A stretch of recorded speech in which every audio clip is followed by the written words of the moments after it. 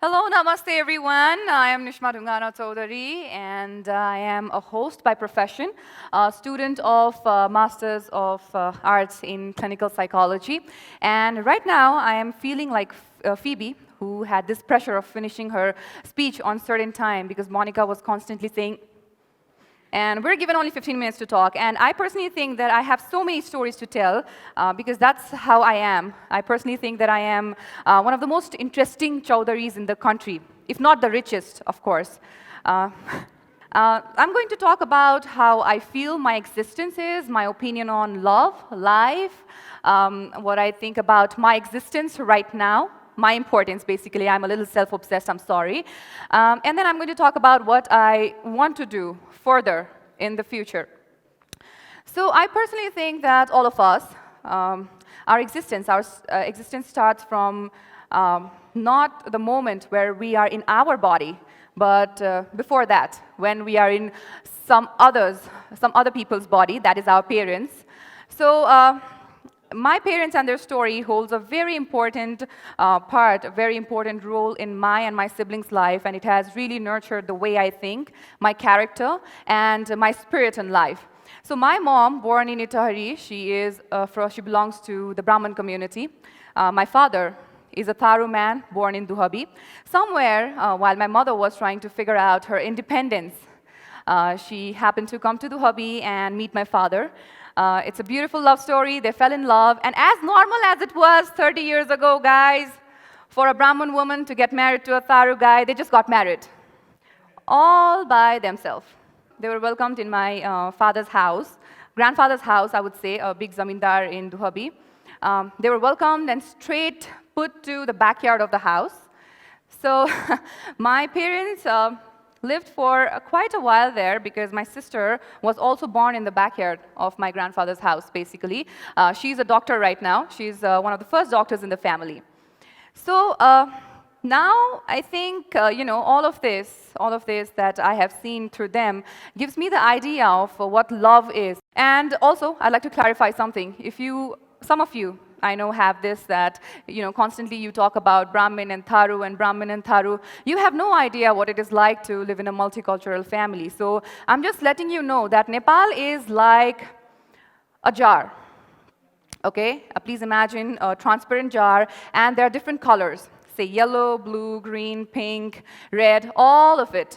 And when I say that I am yellow and you are blue, I'm not trying to say that I am bigger than you or you are bigger than me. What I'm trying to say is acknowledge each other's existence. So that is how Nepal is. It's very beautiful, it's very colorful, but it is equal. And all our communities, all our culture is absolutely adorable, and we need to respect that. So why I'm sharing my parents and their relationship on a platform like this is because I want them to know that we wouldn't have it any other way, the way they have fought. They were told that they will never have a house because they got married by themselves. They will never be successful in life. Their children will be meh. And, there were so many things that they were told. And today we have a house. We have a house of our own. My father built it all by himself with no help from my grandfather or any other relatives. My sister is a doctor. My brother is absolutely everything that we want in our life. By the way, they were also told that they won't have a son because having a son is such an important thing in our society. So, and I am me. You can see me right now. My parents have taught me about love, that love always wins. And when I say love wins, it's not about two people staying together. It is about what love is pitted against two. So my parents and their love was pitted against doubts. My parents and their love story was pitted against life choices of both men and women. My parents and their love story was pitted against slut-shaming. My parents and their love story was pitted against systemic oppression of women and their life choices. And today, at this point of time, I'm so proud that my parents and the love has actually fought against everything to have what we have right now. And we as children wouldn't have it any other way. This also gives me the idea of, how I would want love to be seen in this world. Now I'd like to move a little further and share what I think about myself. This is not very self-obsessed part. I'm yet to come there. So I personally think that I don't belong to one place, you know. When I look at myself, my mom is Brahmin and my papa is Tharu. They're two different opposite spectrum of culture in Nepal. So how I am raised is somewhere in between, okay? So I think I'm a bridge. Me and my siblings will probably always be a bridge. I'm a middle child. I cannot be as responsible as the eldest child, and I cannot be as baby as the younger one. So I'm always in the between. I studied a very calm, composed psychology, and then I'm working in rather glamorous and chaotic media. Always a bridge there. Even in terms of my personality, what I feel like is I am very bubbly by nature, and then I'm also very bold. And these are two different parts of personalities. Again, a bridge there. So I personally see myself as a bridge, and that is how I would like to continue my life.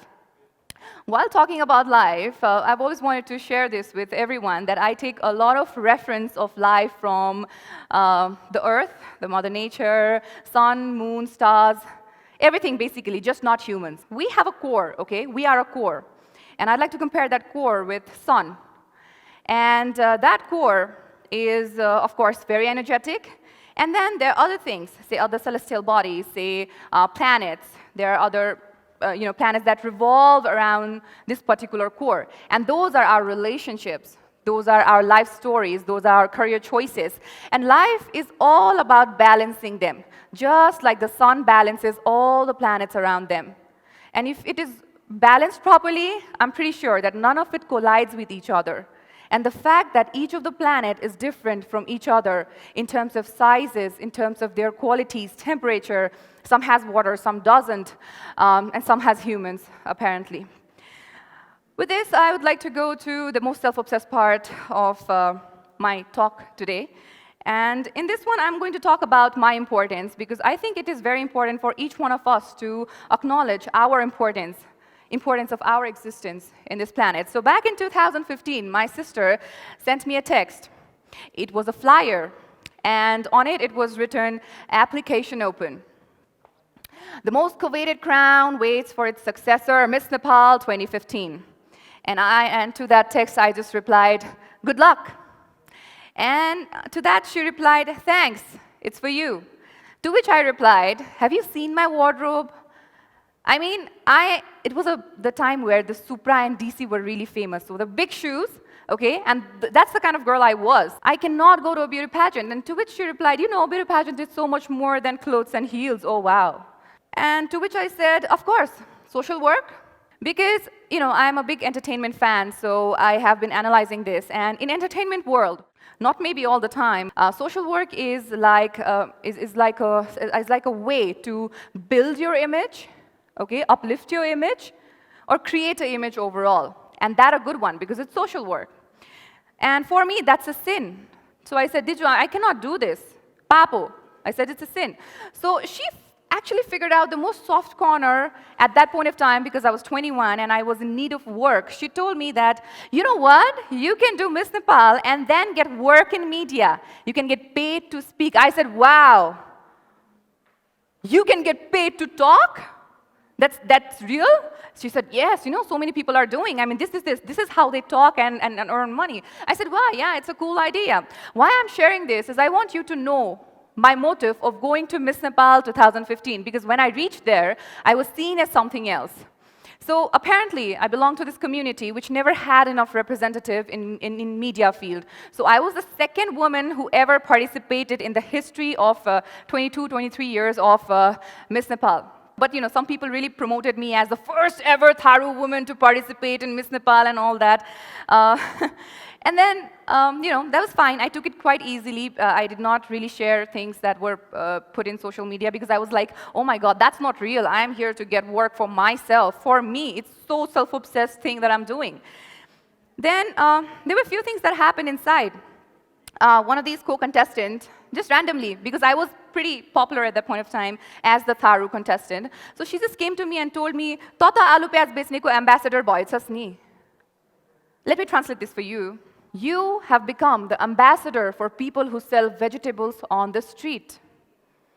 And this was, by the way, not the first time I've heard things about my community. I've heard a lot of things about, being kages botal or, say, dhoti or things like that in my school and high school. And I've always been like, oh my God, I know where I belong to, and I know, okay, let's just relax. So sometimes I've fought, sometimes I haven't. But that particular sentence gave me this,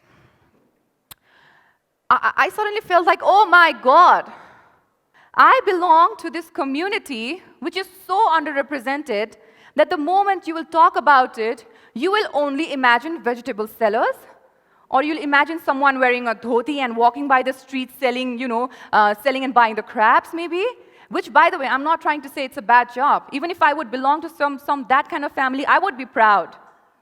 But that's not who I am, and that's not what the community is. We have doctors, we have engineers, we have so many people doing so many amazing things for my community. But the youth of the country are going to see me and my community like this. And that is the day, I think, I got the motive of me. I had a better motivation to be on a platform like that. From that very moment, I have decided, it doesn't matter if I'm in media or not. When I stand, I don't stand, I flex. And I flex this beautiful, exotic community, Tharu community. And when I stand, and when you stand, anyone from this beautiful community, wherever you are, if you are a teacher, if you are a doctor, if you are an engineer, if you just have a shop around the corner, you also stand, but you don't just stand, you flex, and you flex me. And this way, by being ourselves, we flex each other. And that is how we can create a better representation for such a beautiful community that has talented people, and that also has some amazing things which I share on my Instagram. Please follow me, Nishma Choudhary. While I understand the idea of representation, I also believe that when I stand, I don't just stand, I flex these girls who do not fit under the specific beauty criteria. So if you are this dusky woman who doesn't feel like she fits in a certain beauty criteria, I'm flexing you. If you have this hair that is not presentable enough, I flex you. I am flexing you right here. If you are someone who took 5 years to complete their +2, I flex you. If you are a failure, I flex you. And if you are a woman who is often told that you're not enough, who are told by the aunties that you're not enough because you're not married by the age of 27, I flex you. And every time you all are seated around with all these characteristics, I expect you to flex me. Okay? So this is the self-obsessed part. It's pretty much done. And now I want to talk a little bit about my love life, which actually, was about to begin and then got stopped because back in 2018, around when I was like 24 or something, I fell in love for the first time. Yes, late bloomer, that happens. It's absolutely normal. It was about to start, like I said, and it got stopped. It was just like a full stop because he said no. Yeah. Imagine, like, let me just stand, okay? He said no. So what happened was, the moment he said no, that evening, I still remember that something flew away from my body. And I don't know what flew away because the next morning, I remember Mamu looking at me and asking, "Ke bhayo? What happened? Mukko rangai udera gako cha ta?" And she kept on asking me, for 2 weeks, what happened? What's wrong with you? You don't look like yourself. And I did not have an answer because I don't know what happened. I mean, it's just a guy who said no, but it wasn't supposed to hurt so bad. The next thing I know is I am skipping showers. I'm not sleeping properly. I'm either overeating or not eating at all, okay? I have acidity most of the time because I'm not eating healthy, and I don't have motivation to take my life further. And slowly I realized that there's a lot of self-hatred in me. When you love someone, you see yourself from their eyes. So if they tell you, honey, you're looking pink today, you are looking pink today, okay? Because you see yourself from their perspective. So when they tell you that you're not good enough, you're not nice, not good enough to be a girlfriend, wife, you talk loud and this and that, you slowly that eats you up, eats your confidence, and you start seeing yourself that way. And slowly that builds up into self-hatred. And self-hatred, when it goes a little further, maybe longer than 2 weeks, more than 6 months, it becomes a mental problem. Because I was ironically studying psychology, I knew one thing for a fact, that it was time I speak about it to someone, because that's what we're told. Share about it, speak about it, you'll feel better. So that's what I did. I spoke to my friends because they were also doing psychology, and of course they are my friends, so it was much easier for me to say. Of course, I felt a lot better, or maybe I thought I felt better because I shared about it, because that's how mental health is seen, basically, that you share, you feel better. But 2.5 years later, when lockdown started, I took my first ever professional mental health help. And the feeling that I had after taking so many sessions with a counselor, I realized that I hadn't been fine for 2 or 2.5 years of my life. That is when I realized that it is not just about sharing. When people tell you that if you have been feeling bad for more than 2 weeks, go and share it with your friends, that's not enough. You have to go and take professional help. There's nothing wrong with that. And after that, I decided to spread this. It doesn't matter how many followers you have, 40, 400, 4,000, 4 lakhs. When you speak about something, speak from your heart, and it will reach to the people. Also, when it comes to spreading, even it goes to like 4 people, you've done your part. So I opened this platform. It's called The Missing Counselor, from where I connected people who are in need of professional help, emotional support, to people who are professionally doing it, to the counselors. And proudly, we have been able to help around 100 people in a short span of 4 to 6 months. Thank you. Right now, we're on hold, but we're planning to do something. I have a registered company now, and I'm planning to do something in mental health. So this is my further way out. This is what I plan to do. I really want people to know that sharing with your friends and family can be a way. You can feel better for some time, but if it's happening for the longest time, if you're like me who did not take shower for 16 days, if you're someone like that who's lacking self-confidence, who's lacking motivation, who's not taking care of themselves because of some trauma or something that happened in their life, if you're having some mental problems, you have it. Let's go take professional help. Let's just live happily, because it's possible. And with this, I'm pretty much done. Thank you so much, everyone. I hope you enjoyed today's event. I'm the final speaker. Thank you so much, Ted, for having me. Thank you.